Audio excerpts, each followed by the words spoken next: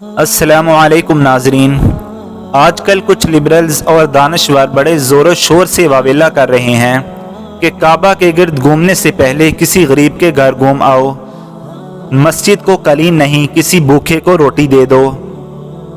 حج اور عمرہ پر جانے سے پہلے کسی نادار کی بیٹی کی رخصتی کا خرچہ اٹھا لو،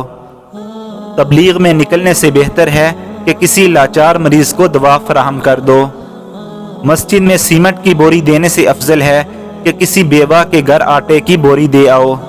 یاد رکھیں، دو نیک اعمال کو اس طرح متقابل میں پیش کرنا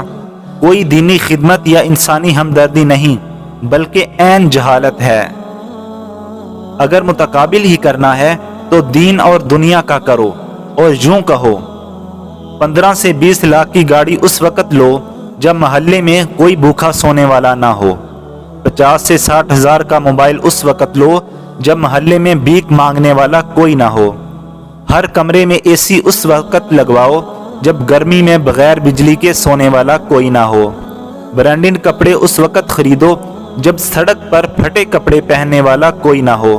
یہ کروڑوں کی گاڑیاں، لاکھوں کے موبائل فونز اور ہزاروں کے کھلونے خریدتے وقت ان دانشوروں کو غربا، فقراء، بے آسرا اور بے سہارا لوگوں کو یاد رکھنے کی زحمت گوارا کیوں نہیں ہوتی؟ آخر یہ چڑ کعبہ، مسجد، حج اور عمرہ اور تبلیغ ہی سے کیوں ہے؟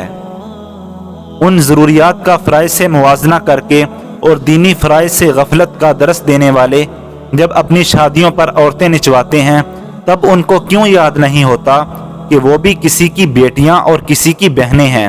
ہزاروں آرام دہ اشیاء خریدتے وقت ان کو غریب کی بن بیاہی بیٹیاں کیوں نظر نہیں آتی؟ ایک بار ضرور سوچیں، کیا انسانیت کی خاطر غیر ضروری امور ترک کرنا بہتر ہے یا کہ فرائض کو ترک کرنا؟